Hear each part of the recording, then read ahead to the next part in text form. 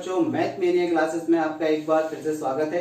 देखिए, हम time, distance और स्पीड के 10 पार्ट पढ़ चुके हैं। आज हम 11वां पार्ट पढ़ने जा रहे हैं, जिसमें काफी अच्छे क्वेश्चनों का कलेक्शन आपके लिए लेकर आया हूं। तो वीडियो को पूरा देखें अंत तक। चलिए शुरुआत करते हैं पहले क्वेश्चन से। देखिए, तो पहला क्वेश्चन हमारा है, दो ट्रेन एक ही दिशा में चल रही हैं, तो तेज चलने वाली ट्रेन धीमे चलने वाली ट्रेन को 48 सेकंड में पार कर जाती है, जबकि विपरीत दिशा में चलने पर वे एक दूसरे को 12 सेकंड में पार कर जाती हैं। यदि तेज ट्रेन की गति 105 किलोमीटर प्रति घंटा है, तो धीमे ट्रेन की गति ज्ञात करिए। देखिए, मैं इस क्वेश्चन को आपको पहले ट्रेडिशनली समझाता हूँ कि अगर आप इसको ट्रेडिशनली करेंगे और उस चीज से हमारे पास एक कंक्लूजन निकलेगा। ट्रेडिशनली करने पर हमारे पास जो कंक्लूजन निकलेगा, हमें पेपर में उस तरीके से क्वेश्चन को करना है। तो देखिए, थोड़ा सा समझ लेते हैं ट्रेडिशनली की ये चीज बनी कैसे। आप जानते हैं कि यदि एक ट्रेन दूसरी ट्रेन को पार करती है, तो उस स्थिति में कितनी दूरी तय करती है? दोनों की लंबाइयों के योग के बराबर, चाहे वो विपरीत दिशा में जा रही हो चाहे समान दिशा में जा रही हो। तो देखिए, दो ट्रेनें हैं, अगर ये एक ही दिशा में जाती हैं, तो तेज चलने वाली ट्रेन धीमे चलने वाली ट्रेन को 48 सेकंड में पार करती है, और अगर ये विपरीत दिशा में जाती हैं तो 12 सेकंड में पार करती है। तो अब आप बताइए, जब तेज चलने वाली ट्रेन ने धीमे चलने वाली ट्रेन को समान दिशा में जाने पर पार किया होगा, तो दूरी कितनी तय की होगी? दोनों की लंबाई के योग के बराबर। और जब ये विपरीत दिशा में आ रही होंगी, तब इन्होंने कितनी दूरी तय की होगी? दोनों की लंबाइयों के योग के बराबर। यानी कि दोनों ही केस में, चाहे समान दिशा में जाए चाहे विपरीत दिशा में जाए, दोनों ही केस में इन्होंने दूरी कैसी तय की? समान। अब दूरी समान होती है, चूंकि हम पार्ट 1 पढ़कर आए हैं, अगर दूरी समान होती है तो समय के अनुपात का प्रतिलोम चालों का अनुपात होता है। तो चलिए हम यहाँ पर बनाते हैं इनके टाइम का रेशियो क्या है।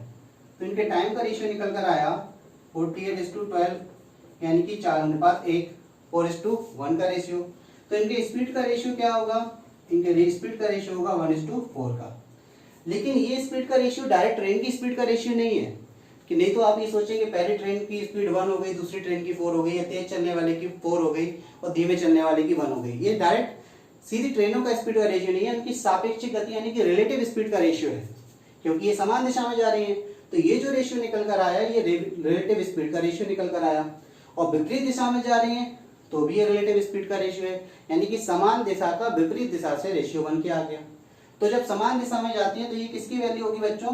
ट्रेडिशनली अगर देखें तो ये x माइनस वाई होगी, और ये किसकी वैल्यू होगी?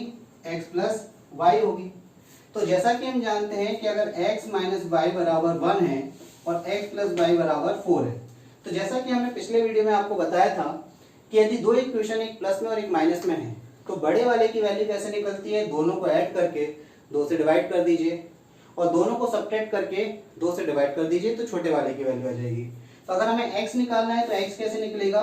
5/2, और y कैसे निकलेगा? 3/2। यानी कि तेज चलने वाली ट्रेन की गति कितनी है? 2.5 यूनिट। तो अब हम क्या कर सकते हैं, यहाँ से 2.5 यूनिट को कंपेयर कर सकते हैं किससे? 105 से। तो यहाँ हम 2.5 यूनिट को कंपेयर करेंगे 105 से। तो चलिए कंपेयर किया, 5/2 बराबर किसका हो गया? 105। हमें धीमे चलने वाली ट्रेन की गति निकालनी है, यानी कि y की 3/2 की वैल्यू निकालनी है। तो 5 को हमने क्या कर दिया? पूरी इक्वेशन में 3/5 से मल्टीप्लाई कर दिया। 3/5 से मल्टीप्लाई किया तो देखिए 5 से 5 कैंसिल, ये 3/2 हो जाएगा। 5 से 21 बार कट गया तो 21 दिया 63, यानी कि धीमे चलने वाली ट्रेन की गति कितनी आ गई? 63 किलोमीटर प्रति घंटा। अब इसमें ट्रेडिशनली क्या इस्तेमाल किया है? यहाँ पर हमने x और y चाले लिए। तेज चलने वाली ट्रेन की गति को x माना और धीमे चलने वाली ट्रेन की गति को y माना। फिर उन्होंने रिलेटिव स्पीड का कॉन्सेप्ट लगा के इक्वेशन को सॉल्व करके यूनिट में उनकी वैल्यू निकाल ली, फिर उनको कंपेयर कर दिया। कंपेयर करने के बाद हमें जो स्लो ट्रेन है उसकी स्पीड निकल आई। अब पेपर के पॉइंट ऑफ व्यू से डायरेक्ट कैसे करेंगे, तो इसको और देखिए आप। देखिए, हमारे पास क्या हमने लिया था? टाइम का रेशियो। टाइम का रेशियो क्या बन के आया था? 4:1 का। और स्पीड का रेशियो क्या बना था? 1:4 का। तो आपको क्या करना है? इन दोनों को ऐड कर देना। तो तेज चलने वाली ट्रेन की गति आ जाएगी आपकी 5 यूनिट, और धीमे चलने वाले की क्या आएगी? इसमें से इसको माइनस कर देना, तो 3 यूनिट। कोई भी फर्क नहीं पड़ेगा अपॉन 2 का, ध्यान रखना। जैसे यहाँ पर अपन जब ट्रेडिशनली सॉल्व कर रहे थे तो अपॉन में 2 आ रहा था, यहाँ अपॉन में 2 नहीं आ रहा, उसका कोई फर्क नहीं पड़ेगा क्वेश्चन पर। तो 5 यूनिट इक्वल टू किसकी हो जाएगा? आपके 5 के, तो 1 यूनिट की वैल्यू कितनी आ गई 21। आपको किसकी वैल्यू निकालनी है 3 यूनिट, दोनों तरफ इसे मल्टीप्लाई कर दीजिए 3 से, कितना आ जाएगा 63 किलोमीटर पर आवर। तो पेपर के पॉइंट ऑफ व्यू से केवल आपको इतना सा काम करना है और आपके क्वेश्चन का आंसर आ जाएगा। आई होप सो क्वेश्चन आपको अच्छा लगा होगा और कॉन्सेप्ट भी अच्छा लगा होगा। तो चलिए एक अच्छा क्वेश्चन और देखते हैं, सेकंड क्वेश्चन देखिए बच्चों। दूसरा क्वेश्चन है, दो ट्रेन क्रमशः 60 किलोमीटर प्रति घंटा एवं 75 किलोमीटर प्रति घंटे की चाल से एक ही दिशा में चल रही हैं। तो तेज ट्रेन में बैठा आदमी देखता है कि उसने धीमी ट्रेन को 1 मिनट में पार कर लिया। यदि वे विपरीत दिशा में चलती हैं तो एक दूसरे को 12 सेकंड में पार करती हैं। तो प्रत्येक ट्रेन की लंबाई ज्ञात करें। देखिए सबसे पहले एक ट्रेन की चाल है 60 किलोमीटर पर आवर, दूसरे की 75 किलोमीटर पर आवर। यदि ये एक ही दिशा में चलती हैं तो तेज वाली ट्रेन में जो आदमी बैठा हुआ है वो देखता है कि उसने धीमी वाली ट्रेन को कितने 1 मिनट में पार कर लिया, यानी कि 60 सेकंड में। ठीक है ना। यदि वो दोनों ट्रेनें विपरीत दिशा में चलती हैं तो एक दूसरे को 12 सेकंड में पार करती हैं। तो पहली चीज तो आपको ये याद रखनी है बच्चों कि जब ट्रेन में बैठा हुआ आदमी ट्रेन को पार कर रहा है तो अब आपको ये देखना है कि दूरी कितनी तय की गई उस स्थिति में। तो देखिए अगर ये तेज ट्रेन है और इसमें कहीं ये आदमी बैठा है और ये धीमी ट्रेन है, अब ये आदमी पार करके कहीं इसकी पोजीशन ऐसी आ गई यहाँ पहुंच गया, तो इस आदमी ने यहाँ से यहाँ तक पूरी दूरी तय की। यानी कि इस स्थिति में जब तेज ट्रेन धीमी ट्रेन को पार करेगी तो तय की गई दूरी किसके बराबर होगी, धीमी ट्रेन की लंबाई के बराबर। पहली चीज ये याद रखनी है। दूसरी चीज, अगर इसके विपरीत बोला जाए कि धीमी ट्रेन में, ये हालांकि क्वेश्चन में नहीं है लेकिन आप समझ लें यहीं पर कि धीमी ट्रेन में अगर कोई व्यक्ति बैठा है और तेज ट्रेन उसको पार करके यहाँ इस तरफ निकल गई तो उस स्थिति में तय की गई दूरी तेज ट्रेन की लंबाई के बराबर होगी। ठीक, चलिए अगर आपको ये बात समझ में आ गई तो अब देखिए क्वेश्चन को समझते हैं और अच्छे से। देखिए तेज ट्रेन धीमी ट्रेन को पार करेगी तो यहाँ पर कौन सा कॉन्सेप्ट लगेगा, रिलेटिव स्पीड। यानी कि एक ही दिशा में जा रहे हैं तो 75 माइनस क्या हो जाएगा 60, यानी कि 15 किलोमीटर प्रति घंटे की रफ्तार से तेज ट्रेन पार करेगी धीमी गति को। अब उसने कितना समय लिया पार करने में, 60 सेकंड। 1 मिनट को कन्वर्ट कर लिया, 60 सेकंड का समय लिया उसने। अब 60 सेकंड 15 किलोमीटर प्रति घंटे की चाल से यदि तेज ट्रेन धीमी ट्रेन को पार कर रही है और उसमें बैठा हुआ व्यक्ति देखता है कि उसने 60 सेकंड में पार कर लिया, तो यानी किसके बराबर दूरी तय की उसने, धीमी ट्रेन की लंबाई के बराबर। तो यदि हम यहाँ पर क्या करते हैं 4 गुना समय कर देते हैं तो जो दूरी आएगी वो धीमी ट्रेन की लंबाई आ जाएगी, तो एक ट्रेन की लंबाई हमारी निकल आएगी।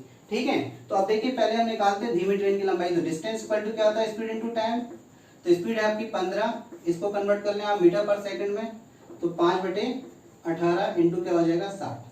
6 से कैंसिल किया, 6 से कैंसिल किया, 3 से कैंसिल किया, 55 25 यानी कि 250 मीटर। तो जो धीमी वाली ट्रेन है, कौन सी ट्रेन, धीमी वाली ट्रेन, क्योंकि तेज ट्रेन में बैठे हुए व्यक्ति ने पार किया धीमी ट्रेन को, तो ये लंबाई किसकी आ गई, धीमी ट्रेन की। अब एक ही दिशा में ट्रेनें जा रही हैं तो सापेक्षिक गति कौन सी लगेगी, माइनस, तो माइनस लगा दिया। 15 किलोमीटर प्रति घंटे की चाल से 60 सेकंड में पार किया तो दूरी कितनी तय की गई, दूरी हम जानते हैं स्पीड इनटू टाइम 250 मीटर, और ये 250 मीटर किसके बराबर है, धीमी ट्रेन की लंबाई के बराबर। तो धीमी वाली ट्रेन की लंबाई आ गई 250। अब आप देखिए जब दोनों ट्रेनें एक दूसरे को विपरीत दिशा में जाती हैं तो 12 सेकंड में पार करती हैं। अब 12 सेकंड में पार कर रही हैं और विपरीत दिशा में जाती हैं तो चालें क्या होती हैं, प्लस होती हैं। तो अब यहाँ पर रिलेटिव स्पीड क्या लगेगी आपकी, 60 प्लस 75 यानी कि 135।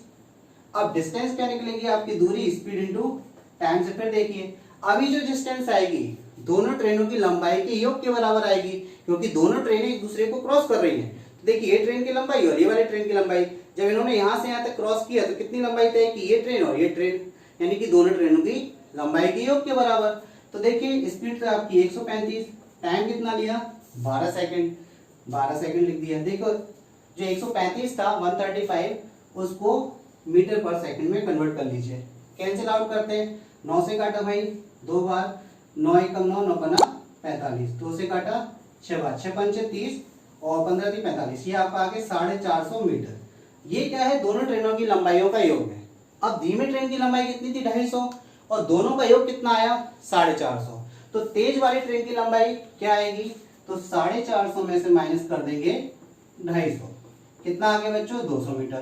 तो ये आ गई आपकी तेज वाली ट्रेन जो है उसकी लंबाई। क्लियर है? चलिए, अगर ये क्वेश्चन क्लियर हुआ आपको तो नेक्स्ट क्वेश्चन देखते हैं। देखिए बच्चों, आज का तीसरा क्वेश्चन है, दो समान लंबाई की ट्रेन निश्चित चाल से चलते हुए प्लेटफॉर्म पर बैठे एक यात्री को 20 सेकंड तथा 25 सेकंड में पार करती हैं। यदि वे एक ही दिशा में चलती हों तो एक दूसरे को कितने समय में पार करेंगी। देखिए बच्चों, यहाँ पर दो समान लंबाई की ट्रेन है, यानी कि दोनों की लंबाई कैसी है, समान है। प्लेटफॉर्म पर एक यात्री बैठा हुआ है, उसको पहली वाली ट्रेन 20 सेकंड में पार कर रही है, दूसरी वाली ट्रेन 25 सेकंड में। तो आप ये बताइए कि जब समान लंबाई की ट्रेन है, किसी व्यक्ति को पार कर रही है, जो कि व्यक्ति कैसा है, स्थिर है, बैठा हुआ है, तो उस स्थिति में दोनों ट्रेनों ने कितनी दूरी तय की होगी। हर ट्रेन ने अपनी लंबाई के बराबर दूरी तय की होगी। अब चूंकि हर ट्रेन ने अपनी लंबाई के बराबर दूरी तय की होगी और दोनों ट्रेनों की लंबाई कैसी है, समान है, इसका मतलब दोनों ट्रेनों ने समान दूरी तय की। अब समान दूरी तय की तो यहाँ पे भी हम समान दूरी का कॉन्सेप्ट लगा सकते हैं। देखिए, पहली ट्रेन जो है और दूसरी ट्रेन है, अगर इनके टाइम का रेशियो हम लें तो टाइम का रेशियो कितना दिया, 20 और 25, यानी कि 4:5 का अनुपात बनेगा। तो अगर हम इसके स्पीड का रेशियो लेंगे तो कितना बनेगा, 5:4 का अनुपात बनेगा। ठीक है, तो इनका स्पीड का रेशियो कितना आ गया, 5:4 का अनुपात आ गया। क्योंकि ये क्या है, समान दूरी तय कर रही, दोनों ट्रेनों की लंबाई समान है। स्टेशन पे यानी कि प्लेटफॉर्म पे बैठे व्यक्ति को पार कर रही है, और जब ट्रेन किसी व्यक्ति को पार करती है उस स्थिति में अपनी लंबाई के बराबर दूरी तय करती है। तो इन्होंने समान दूरी तय की। तो समान दूरी जब तय करते हैं तो जैसा कि हमने पढ़ा है कि समय के अनुपात का प्रतिलोम चालों का अनुपात होता है। तो अब आप बताइए, यदि समय को हम चाल से गुणा कर दें तो ट्रेन की लंबाई आ जाएगी कि नहीं। तो 20 का गुणा 5 से कर दीजिए, कितना आ जाएगा, 100। तो पहली ट्रेन की लंबाई कितनी, 100। 4 का गुणा 25 से कर दीजिए, कितना आ जाएगा, 100। दूसरे ट्रेन की लंबाई 100। दोनों का योग क्यों किया, आप देखिए, ये पूछ रहे हैं कि यदि वे एक ही दिशा में, सॉरी, हाँ नहीं, कोई दिक्कत नहीं, यदि वे एक ही दिशा में चलती हैं तो एक दूसरे को कितने समय में पार करेंगे। एक ही दिशा में अगर चल रही हैं तो आप बताइए वो दूरी तो कितनी तय करेंगी, दोनों की लंबाई के योग के बराबर, तो हमने कर दिया दूरी का योग। ठीक है, अब हमें क्या निकालना है, समय। तो समय बराबर हम जानते हैं क्या होता है, डिस्टेंस अपॉन स्पीड। तो यहाँ स्पीड क्या होगी, जब समान दिशा में चलती है, एक ही दिशा में चलती है तो माइनस होती है कि नहीं। तो माइनस होती है तो 5 में से 4 माइनस करेंगे तो ये रिलेटिव स्पीड क्या निकल कर आएगी, आपकी 1 निकल कर आएगी। तो 1 से इसको डिवाइड कर दीजिए, तो आपका देखिए कितना आंसर आया, 200 सेकेंड। ये आपका टाइम आ गया। अब बच्चे थोड़ा सा ये चीज में कंफ्यूज होते हैं कि सर कि स्पीड का टाइम के रेशियो से मल्टीप्लाई क्यों नहीं किया। तो देखिए, इसका भी मैं आपको सॉल्यूशन बता देता हूं क्या है। देखिए, इसका सॉल्यूशन क्या रहेगा बच्चों, आप स्पीड का रेशियो निकाला, आप यहाँ स्पीड कितनी मानेंगे, 5x और 4x मानेंगे कि नहीं। अब स्पीड का आप टाइम से मल्टीप्लाई करेंगे ना कि इसके रेशियो से। तो देखिए डिस्टेंस कितनी आएगी, 100x और 100x, फिर करेंगे 200x, और यहाँ पर क्या करेंगे, स्पीड का डिफरेंस करेंगे x, तो अपॉन में कितना आएगा x। तो फाइनली ये x से x कट रहा है, और जो चीज क्वेश्चन में कट जाती है आप x कॉमन लेके काट देंगे, ऊपर कितना हो जाएगा, 200/x, तो कट जाएगा। तो जो चीज क्वेश्चन में कट जाती है उसको मानने का कोई मतलब ही नहीं है, इसीलिए हमने यहाँ पर क्या x नहीं लगाया। तो डायरेक्ट कभी भी इस तरीके का रेशियो का क्वेश्चन आए तो आपको करना क्या है, स्पीड का मल्टीप्लाई टाइम से करना है, तो आपको क्या मिलेगी, डिस्टेंस। स्पीड का मल्टीप्लाई टाइम से करना है तो आपको क्या मिलेगी, डिस्टेंस। टोटल डिस्टेंस यानी कि ट्रेनों की लंबाई आ गई, जितनी उन्होंने दूरी तय की। भाई व्यक्ति को पार कर रही है तो अपनी लंबाई के बराबर दूरी तय करेगी। दोनों ट्रेनों की लंबाई कितनी आएगी, 100 मीटर। अब भाई 100 मीटर है, किस सापेक्षिक गति से जाएंगे, एक ही समय, एक ही दिशा में जा रही है, तो सापेक्षिक गति क्या होगी, रिलेटिव स्पीड होगी माइनस, तो 1 आ गई, डिवाइड कर दिया। डिस्टेंस अपॉन स्पीड क्या होता है, टाइम। तो 200 सेकंड का समय लगेगा समान दिशा में जाते हुए एक दूसरे को पार करने में, विपरीत नहीं, सॉरी, समान दिशा में जाते हुए। क्लियर, आई होप सो आपको क्वेश्चन समझ में आया होगा। चलिए अगला क्वेश्चन लेते हैं। देखिए बच्चों, चौथा क्वेश्चन है, दो समान लंबाई की ट्रेन निश्चित चाल से चलते हुए प्लेटफॉर्म पर खड़े यात्री को क्रमशः 30 सेकंड तथा 45 सेकंड में पार कर जाते हैं, तो विपरीत दिशा में चलते हुए वे एक दूसरे को कितने समय में पार करेंगे। तो देखिए सेम क्वेश्चन है, ट्रेन की लंबाई कैसी है, समान है, एक यात्री को पार कर रही है जो प्लेटफॉर्म पर खड़ा है। तो जब समान है तो इसने कितनी दूरी तय की होगी, पहली ट्रेन ने अपनी लंबाई के बराबर, दूसरी ट्रेन ने अपनी लंबाई के बराबर, और दोनों की लंबाई समान है यानी कि समान दूरी तय की। अब समान दूरी तय की तो हम जानते हैं, तो आपको केवल इतना सा काम करना है बेटा पेपर में, टाइम का रेशियो बना दीजिए फटाक से 30 और 45। तो 15 दूनी 30, 15 दिए 45, 2:3 का रेशियो बन गया। तो स्पीड का रेशियो क्या बन जाएगा बेटा, स्पीड का रेशियो बन जाएगा 3:2। अब आप क्या कीजिए, स्पीड का टाइम से मल्टीप्लाई, स्पीड का टाइम से मल्टीप्लाई कितना हो जाएगा 90, और ये भी 90 समान थी। तो ये होगी दूरी, और दूरी बटे क्या करना है चाल, तो समय आ जाएगी।